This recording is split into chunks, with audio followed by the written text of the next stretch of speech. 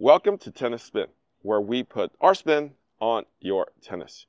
Today, Eric from Toroline. Stay tuned. All right, guys, I want to welcome Eric from Toroline here with us today. Eric. Thanks for having me. Welcome. Welcome to LA. Thank you for taking the time. Man, LA is nice. It's going to get a little too hot today for me, though. It's going to pick up for sure. Eric, before we start, you always wear that LA Dodgers hat wherever I see you on a video. I was thinking about surprising you with something else that I would wear, but I thought I'd become a little neutral given all your Asian food names of your strings. So give me 1 second. Okay. Instead of San Francisco Giants, I'm going to go Yomi Giants today. Nice. I like it. I like it. I actually like Giants too. I actually went to Matt Cain's Perfect Pitch game. Oh, no way. Yeah. Like that was I think the first Giants game I went to. And I actually don't go to that many baseball games in general, but it happened to be his Perfect Pitch game. Oh, wow. So I'm a big fan. You guys have a nice stadium, so. Oh, thank you. Yeah, and the food's better, so you guys definitely win in that category. What? And you're a native LA. The food is a lot better at the Giants stadium, unfortunately. You're a native LA person, though. Yeah, wow. But you guys got the garlic fries. You guys got like lobster rolls. Yep. Poke. I think all we have are like Dodger dogs, which are like, maybe go with the Costco hot dog. That's all right. You guys should just bring Pinks down there, and I think you'll be fine. Pinks is good. Yeah, it's heavy. It's heavy. Yeah. I like it heavy. I like it heavy. All right, so let's dive in here. Let's actually start with the name, since we're talking about food and Toro. Where does Toroline come from? Where does that name come from? So my wife actually came up with the name. Toro is the best cut of the fish, right? Mm-hmm. So I think it really encapsulates kind of the mentality that we want to, do day in, day out with the brand is, if we're making a string, any type of product, we want it to be the best that we possibly can make it. So a lot of products that we haven't released, just because we haven't found anything that's like exceptional, or super competitive to what's on the market. Like overgrips, for example, like I've tried hundreds of overgrips from manufacturers all over across the world, and if it's not kind of to the standard to what our team thinks it should be, and if it's not something I want to use in a match, or I just get excited to put on, like we're just not going to do it, right? So that mentality of just the best cut is kind of like I think why the name we stuck to the name. A lot of brands sometimes they change names. Yep. They rebrand, but this one. I love it, so that's kind of the backstory of the name, and shout out to my wife for coming up with it, because it's actually hard to trademark names. So you kind of have to take two words and kind of mix and mash, and create a new word, right, to really be able to get it trademarked. Oh yeah, that's true. So it's not like you can just be like name something and be like done deal. You kind of have to get a little creative from that standpoint. So that's good to know. I didn't know that. So you are an accountant in finance by trade. How and why tennis strings? So I grew up playing tennis, since I was like 4 or 5 years old. I love the sport. I played D1 college at University of Santa Barbara. My co-founder Chris played at UCLA. We just have a passion for tennis. We're entrepreneurs by heart. I started the company. We started the company in like 2018. So it's been a minute now. But yeah, like I was customizing rackets for my buddy Jason Jung, plays on tour, since like 2015. And then at some point, he's having shoulder, wrist issues. He had a really just stiff setup. So we took a step back to see kind of what we could change. And he didn't want to change the racket. It's something he was using. He was successful with it. But the strings were something that we could kind of, maybe like look at some hybrids. I showed him, all the Tennis Warehouse stats at that time. There's a huge database on Tennis Warehouse. Yep. You can see stiffness ratings. It's very objective data. Because, sometimes when you're talking to pros, you can't just be like, this is a better string. You got to back it up, right? And coming from someone that's in finance, like when you're doing like board presentation, you kind of have to have data to support kind of your Right. thesis, right? So I showed him the stats. The string that I was using was like top 10, if not top 5 stiffest strings on the market. And I was like, let's just soften it up. You put a lot of time on court. Let's look at kind of these, like, I gave him like maybe like 5 or 7 options. Full bed, let's try hybrids, let's go shape mains, let's go, round cross. And we tested a bunch of stuff. He didn't really love anything. So he was also the #1 Taiwanese player at that time. And, after doing a little bit of research, one of the largest manufacturers is based in Taiwan, which is one of our manufacturers. So we had to connect. They connected us to the factory, and they're happy to help him out. Gave us a ton of prototypes, tested something that he really liked, and we took it to market. So now we are here today with like over 40 SKUs, Wow. ton of variations, ton of gauges, colors, formulas. But yeah, it's super fun for myself and Chris. I personally, like, I'm a tennis nerd at heart, so I love tinkering. I love blaming my equipment when I lose matches. Like all tennis nerds, it's a lifestyle, but I thoroughly enjoy testing like kind of like all the new releases. Every brand, like we test Wilson, Head, Yonex, Dunlop, Prince. A lot of the rackets are string sensitive. Yep. So when customers ask us for recommendations, like we're always like trying to provide the best recommendations that we can. If we don't test the rackets, it's hard to make those recommendations. So yeah, maybe, I don't know, maybe we just came up with the company just so I can try more rackets. And my wife can make your own string. Yeah. So some of the strings have unique names, like Caviar, Wasabi is your flagship, Super Toro, Enzo Pro. Before I get into those names, what nationality are you? I'm Chinese. Okay, got it. So those are all like kind of like more like Japanese inspired, I would say. One of the favorite, my most memorable trips was to Japan.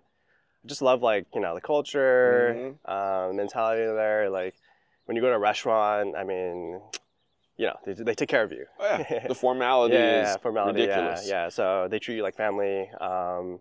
But yeah, the names, they kind of stuck. Just like we have the Omakase by Toroline, custom string concept. So I just feel like you'll probably see more food names. It just kind of works with kind of the vibe and the brand that we've created. It's kind of like a menu, right? When you're trying to like hand select a combo for a customer, you got like snapper, you got wasabi, you got toro. It's kind of like almost like a pairing menu, right? And we're just trying to pair the best combo for you, right? So yeah, it's worked, and I wouldn't get too focused on the names. I think you should really just focus on the playability. I know that some people don't love the names, and that's totally cool, but at the end of the day, it really comes down to the playability, right? So the names are just kind of like a marketing thing. Caviar was our first one, and then it did well for us. So yeah, we just kind of rolled out more kind of like food names, Japanese inspired names. So going down this other path, what about all these colors you have? I mean, why all the fluorescence? Like, we're bringing back the 80s here. Yeah, it's we want to be a fun brand. We probably forgot to make some basic colors for some SKUs, so we'll definitely do some more basic colors like black and whatnot. But I think one cool thing that makes us a little different is the color shift. When you're swinging the ball, like the K-pop combo that Korea uses, which has done really well for us, it shifts from like pink to yellow, back to pink. Oh. It's a little trippy on the other side of the court if you see it, and it's really like something that if you saw from if you're just at a club and you see someone using it, you're like, oh, what's that? Yep. Right. So I think it gives us that originality standpoint.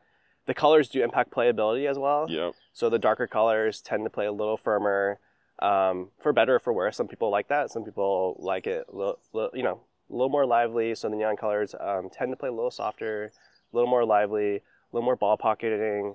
Most players may not be able to tell, but at the pro level, they can definitely tell if you give them a formula with like a certain color and you change it on them.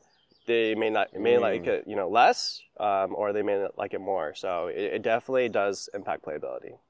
Now, as a manufacturer of co-polys, you're not the only one, but I feel like white has been kind of forgotten. Why is that? Yeah, maybe we'll do a white one.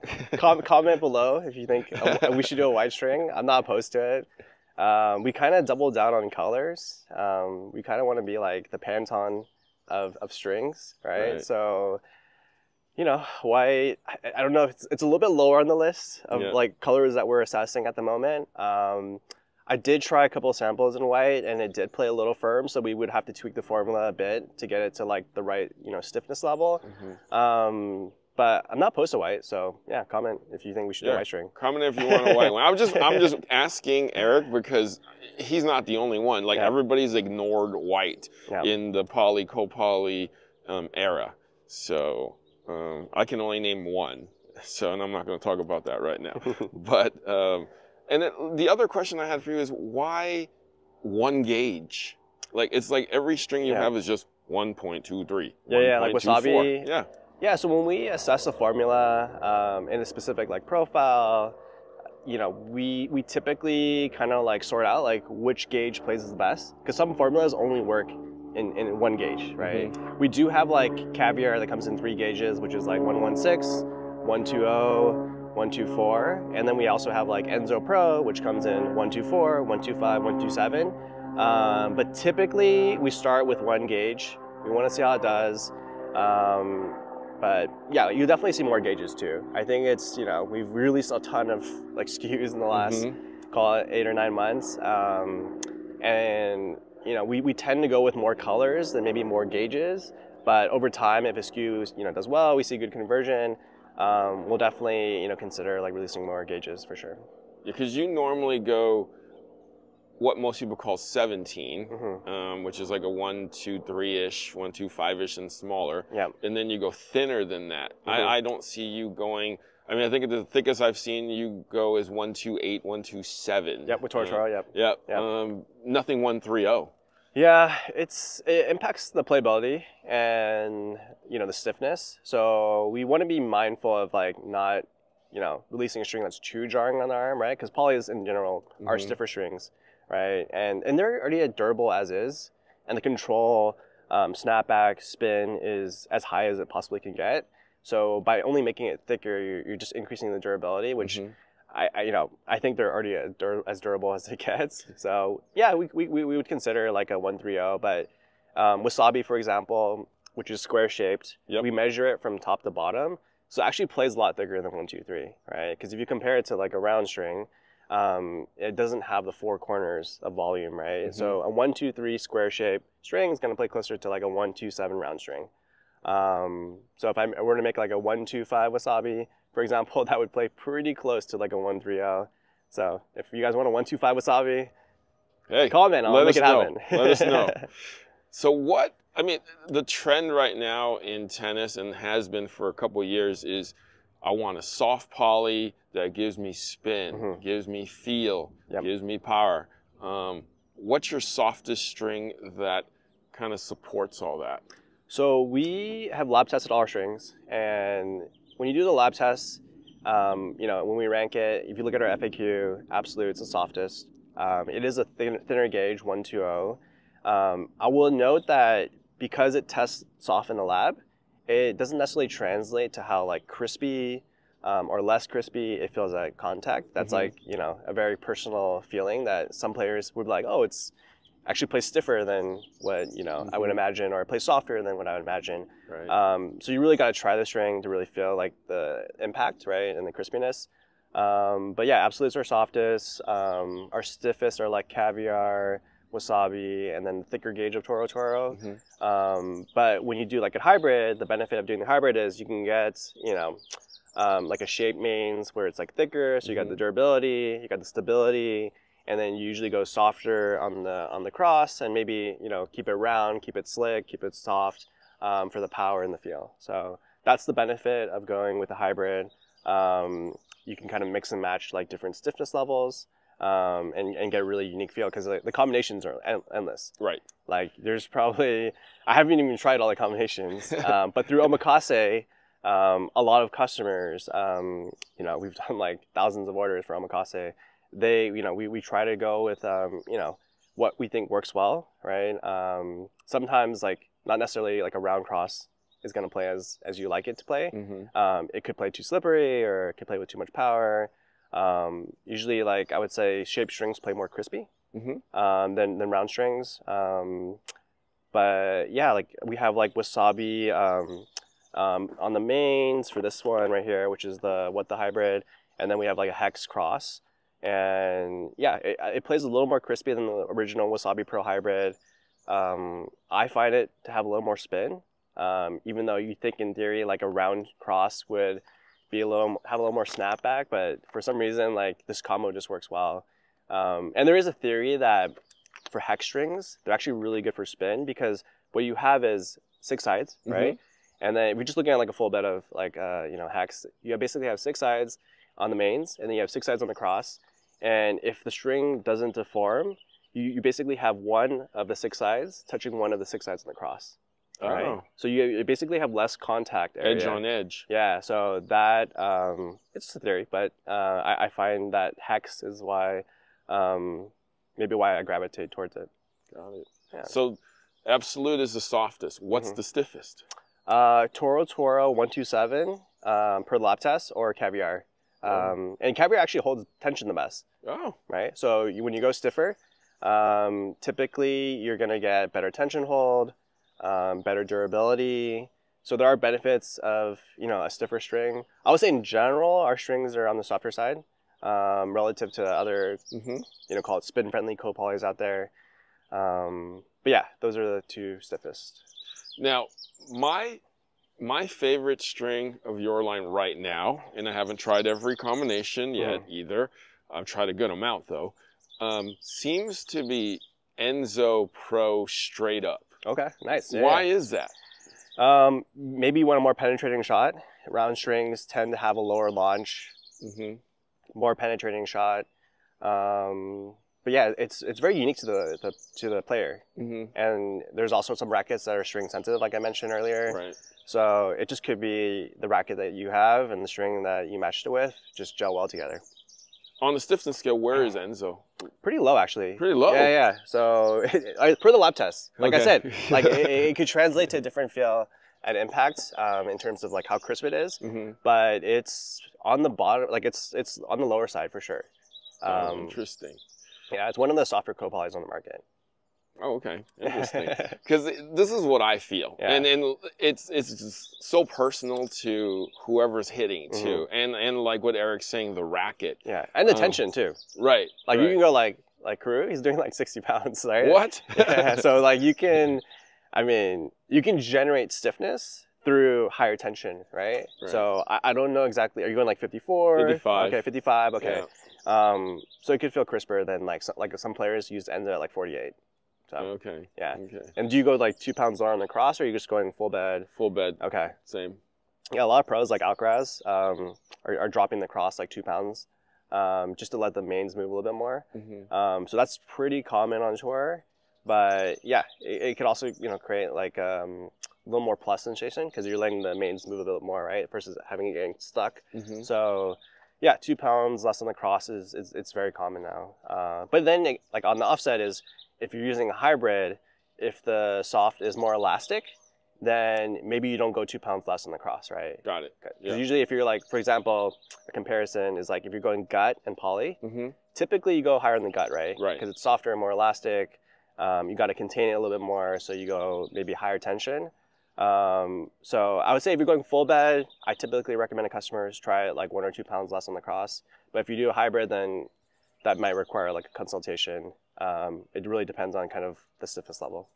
So you just answered a question that I've asked, like every college person, every pro that I've ever strung for that's either done 2 pounds or 3 pounds, sometimes as much as 4 pounds. Yep. I was like, why do you go cross lighter? Their answers always say, because my coach told me to. And I'm like, where's your coach at? Yeah. And then so I'm like, why are you people doing this? Yeah. So you just answered the question. Yeah, I think some people say it's higher launch, slightly higher launch, more depth on the court, and then just lets the mains move a little more freely. Some people don't like that. Like it might be too like lively of a sensation. Mm-hmm. But if you just look on the like Pro Tour, like a lot of pros, if they're using a single bed straight up, like, they'll go 1 or 2 pounds less on the cross. Yeah. I mean, Very, I very get it common. with gut, but I mean, with two Yeah. polys or I was like, what are you doing? Or even the same string, you know? Yeah, for So, sure. Yeah. so tell me the characteristics of a shaped versus a round, Hmm. in your opinion, or what the data says. Yeah, I mean, in terms of stiffness, if you just like you take a formula, you do like a hex versus like a round, typically the hex will play a little firmer Mm-hmm. because I think it's also the way we're measuring the cross section. Mm-hmm. So it might play a little thicker. In terms of crispness, I think hex or like any shape like a square, pentagonal, it's going to play also more crispy. Higher launch angle for shaped strings. And then round string is more penetrating shot, Mm-hmm. typically lower launch angle, typically softer. So yeah, they're definitely like different characteristics when you add shape to it. So And there's a lot of shapes that you can go with. yeah, no, exactly. There's so Yeah. many shapes. Now, would there be a difference between square versus 5-sided versus 6-sided Mhm. versus 8-sided? I like more symmetrical Mhm. shapes, just because I think it creates a more consistent string bed, right? Because you string a lot of rackets. Mm-hmm. If it's maybe like too many shapes, or if it's like I don't like it sharp. That's all I know. yeah. You don't want an inconsistent string bed. So I kind of like the hex because it's like, yeah, the way if you string it, it lines up kind of lines up more evenly across the string bed.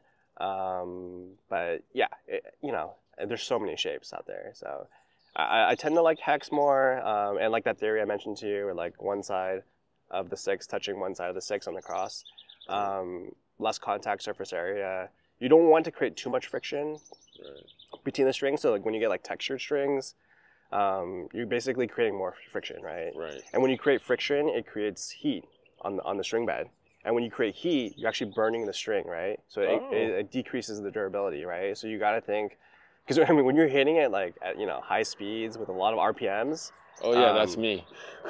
Yeah, when you're hitting heavy like Harry, yeah, you're creating a lot of heat on the string bed because you're constantly just going, because it's not really cooling down. I mean, after the point finishes, it'll cool down. But yeah, you're just creating a lot of heat and a lot of friction. So having like a slicker coating, maybe like a round profile in the cross, reduces the friction, creates more snapback. That's why you'll notice when you use our strings, you're not really adjusting it. Mm-hmm. It kind of just nicely snaps back into place. Right. Now, I know you don't do a rough string. Why not? Should we drop a rough string? I can make it happen. I'm just wondering. I mean, yeah. It's just our product roadmap has gotten out of control. We've gotten so many requests for colors. We have a new string coming out, which we'll talk about a little bit later, which we're super excited about. Tested extremely high on spin, as high as you possibly can. Something we'll definitely consider. I've looked at it. I've tried textured strings, but like I said, like if we don't love it, we won't launch it. So it's on the roadmap, but not a high priority for us. Because like I said, I think it creates a lot of friction between the strings, and we're trying to reduce the friction. So the interesting thing about rough strings is when you take, let's say, the same string and you roughen it, Yep. it plays softer. Yeah, I agree. Right? Yeah. Why is it? Because it got beat up or what? I don't know. Yeah, I think the stamping process, or whatever you want to call it, tenderize the steak. It tenderizes the string a little bit.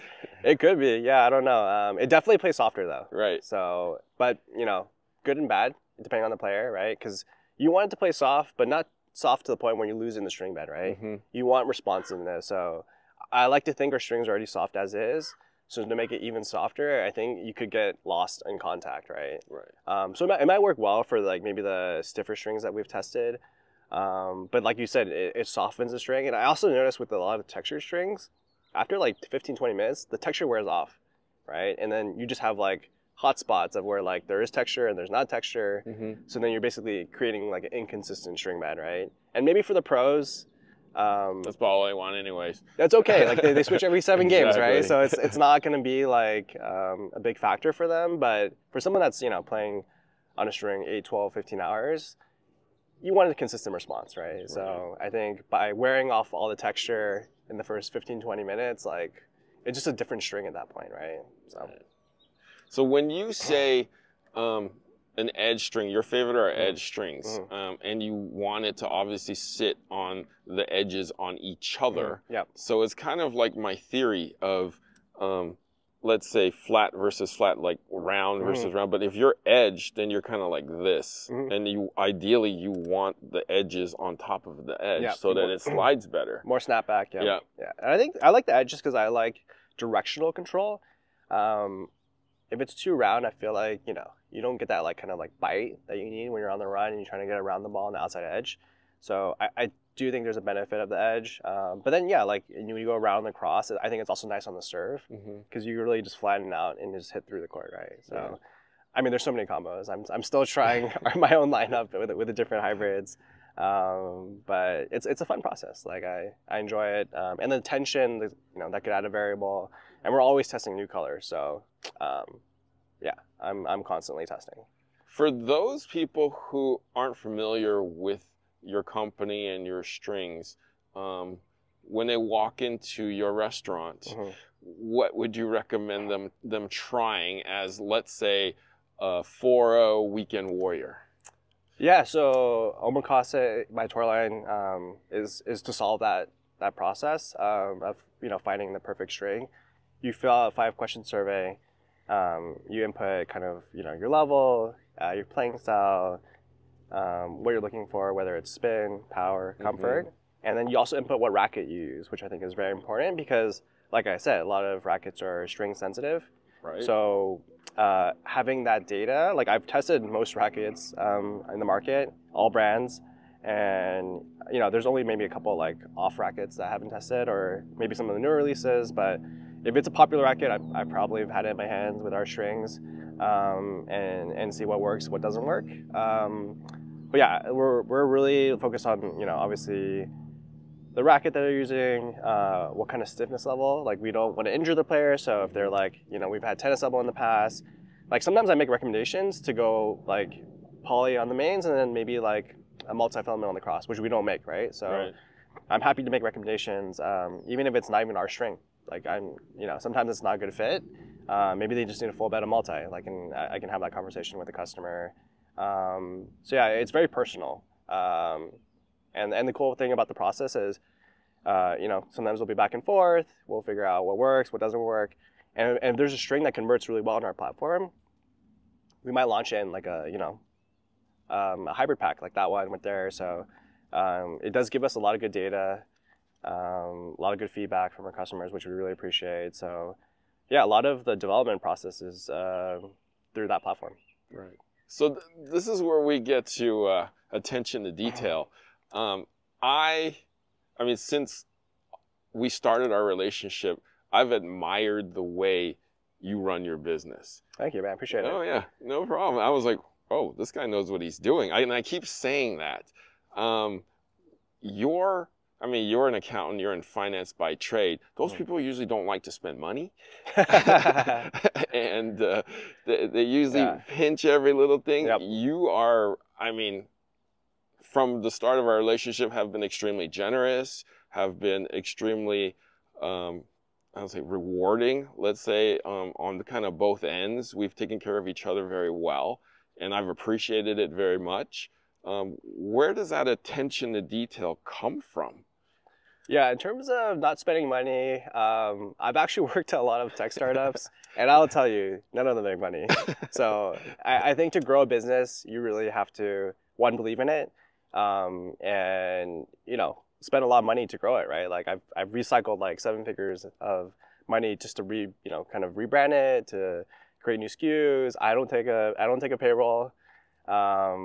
But I think it's that level of commitment that you have to have as a small business to really see it grow, right? And like I either could take a salary at some point or I could drop a new SKU. Oh. But I just keep dropping new SKUs, right? So it's just like, it's a bit of a process. But yeah, like I said, it's like the Toroline mentality, right?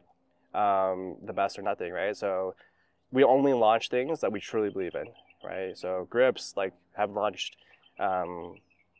other products that we're considering, like they're kind of just in the pipeline, we're always, you know, working on R&D and stuff like that, but it's just keeping that mentality, right, of the best or nothing. Guys, hey, the best or nothing, the best cut of the fish. Toro. Did you know I didn't eat raw? Well, wherever you went for lunch after I'm this, just I'll take you out, man. Just Wagyu for me. Yeah. No, Eric, thank you so much for taking the time, buddy. Yeah, I appreciate absolutely, you. man. Thanks for having me. Eric, did you want to share your Instagram with the folks out there? Yeah, just Toroline. Check us out. Give us a follow.